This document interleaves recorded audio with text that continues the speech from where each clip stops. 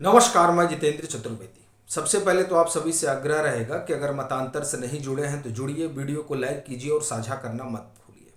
बात करेंगे अरविंद केजरीवाल के नवरत्नों में शुमार सत्येंद्र जैन की और इसकी कि हाई कोर्ट ने क्या कुछ अरविंद केजरीवाल सरकार से मांगा है।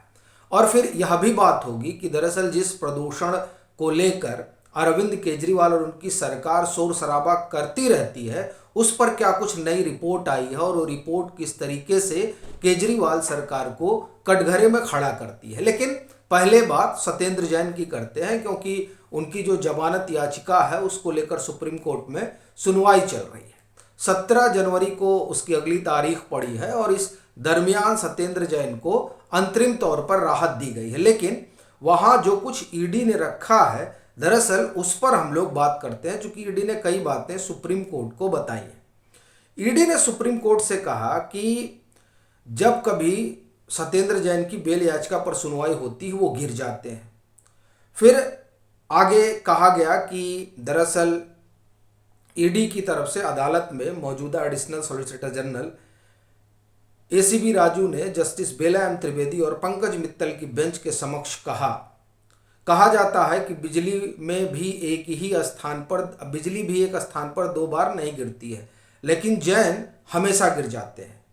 फिर वहाँ पर दरअसल डिटेल में बताया गया कि कैसे पैसे का लेन देन हुआ। सुनवाई के दौरान एसबी राजू ने अदालत को मामले में संबंधित कंपनियों द्वारा किए गए अनअकाउंटेड कैश के बारे में बताया और कहा कि जेपी मोहता सत्येंद्र जैन की कंपनी के सीए थे जो इन कंपनियों को देखते थे। ईडी के मुताबिक सत्येंद्र जैन ने मोहता से पूछा कि वो इसका रास्ता ढूंढे कि अनअकाउंटेड कैश को कैसे व्हाइट मनी में बदला जाए। फिर सत्येंद्र जैन ने महतो से कहा कि वो कोलकाता के कुछ लोगों को जानते हैं जिनकी शेल कंपनियां हैं।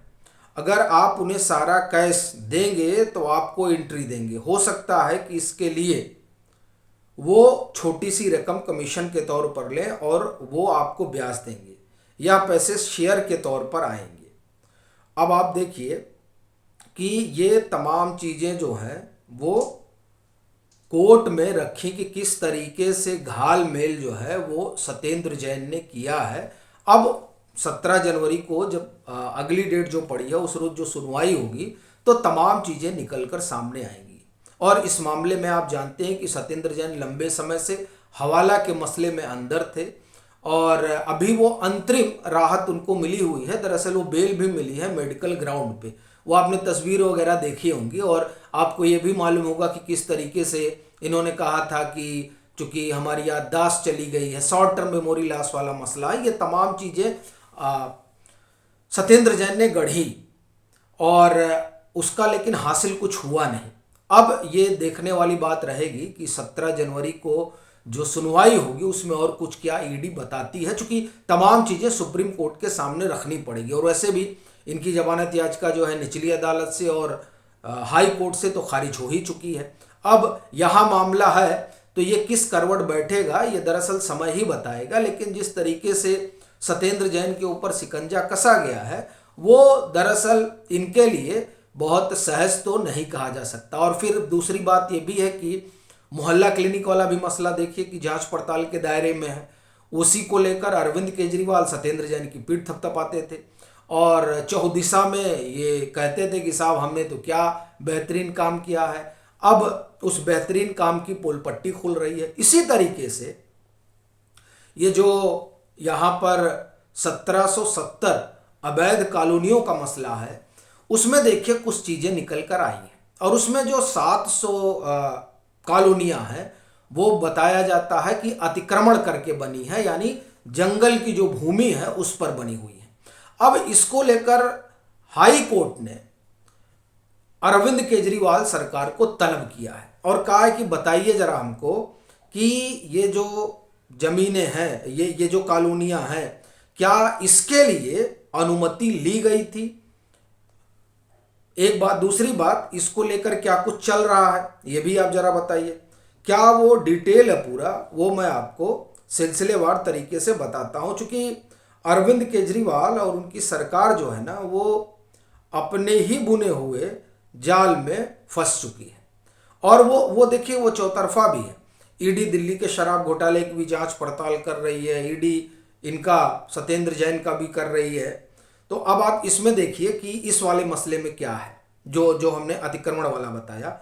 जंगल की जमीन पर अतिक्रमण हुआ या नहीं, दिल्ली सरकार बताए। 700 कॉलोनियों पर हाई कोर्ट ने पूछा है। वैसे आप देखिए कि अतिक्रमण वाला मसला जो है, मैं इस पर आगे बढ़ूं उससे पहले आपको एक दो चीजें और बता देता हूं। वैसे अतिक्रमण तो एक तरह से कहें कि अरविंद केजरीवाल का शीश महल भी ऐसे ही बना है। न मालूम कितने 27-28 पेड़ कटे हैं जिसके बारे में पता ही नहीं था, वो तो बाद में सारी पोल पट्टी खुली है। तो एक तरह से कहा जाए तो इनका बंगलो भी अतिक्रमण का ही है।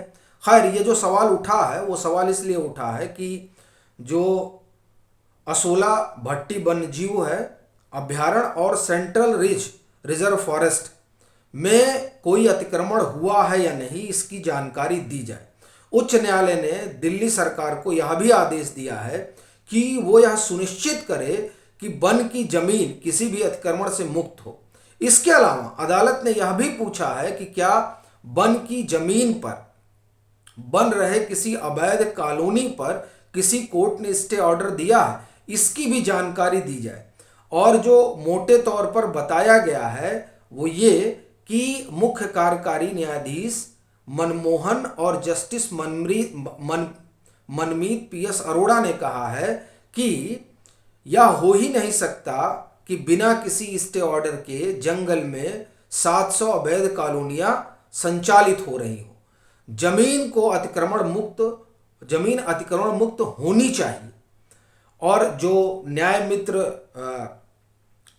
वरिष्ठ वकील कैलाश वासुदेव हैं, उन्होंने इस मामले में अदालत को बताया कि राजधानी दिल्ली में करीब 1770 अवैध कॉलोनियां हैं। इन सभी को वैध करने की बात कही गई है। इनमें से करीब 700 जंगल के इलाके में है।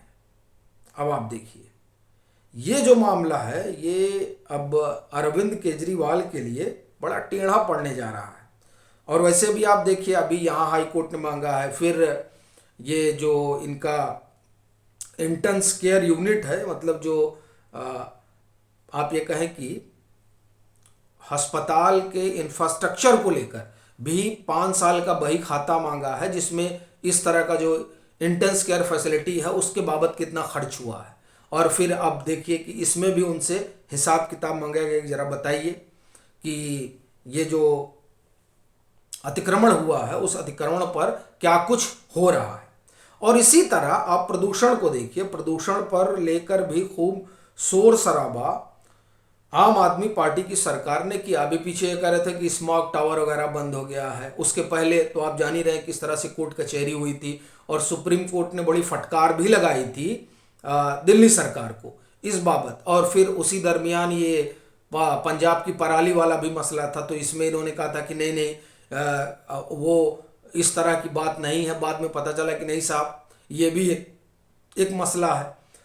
और ये जो प्रदूषण वाला मसला रहा, इसमें आप देखिए कि ये दूसरों पर थोपते रहे कि नहीं उनकी वजह से दिक्कत हो गई, उनकी वजह से दिक्कत हो गई, इसमें जो है ये उत्तर प्रदेश की जो सरकार है उसकी गड़बड़ी है, तमाम चीज़ें ये गिनाते रहे। लेकिन अभी जो रिपोर्ट है, ये रिपोर्ट क्या कर रही है, दिल्ली में प्रदूषण पर खर्च नहीं कर रही है केजरीवाल सरकार। अब इसका देखिए, इसका आंकड़ा भी आया है कि पिछले 5 वर्षों में पॉल्यूशन के कड़ों में लगभग जो गिरावट देखिए, ये केंद्र सरकार के आंकड़ों के मुताबिक राष्ट्रीय स्वच्छ वायु कार्यक्रम के तहत केंद्र सरकार ने दिल्ली को 38.21 करोड़ रुपए का बजट आवंटित किया था, मगर इसमें से केवल 28% इस्तेमाल किया गया है। दिल्ली सरकार ने खर्च के संबंध में सवालों का जवाब नहीं दिया। अब लीजिए, यानी न मालूम क्या छिपाया जा रहा है। ये अपने आप में एक बड़ा सवाल है। भाई, आपके पास 38 करोड़ का बजट आता है, उस बजट में आप 28% ही खर्च कर रहे हैं, तो बाकी जो खर्चा नहीं हुआ उसके पीछे की क्या वजह है? ये तमाम सवाल हैं जो अरविंद केजरीवाल की सरकार को कटघरे में खड़ा करते हैं। आपकी क्या राय है, ज़रूर साझा करें। मतांतर से नहीं जुड़े हैं तो जुड़िए, वीडियो को लाइक कीजिए और खूब शेयर कीजिए।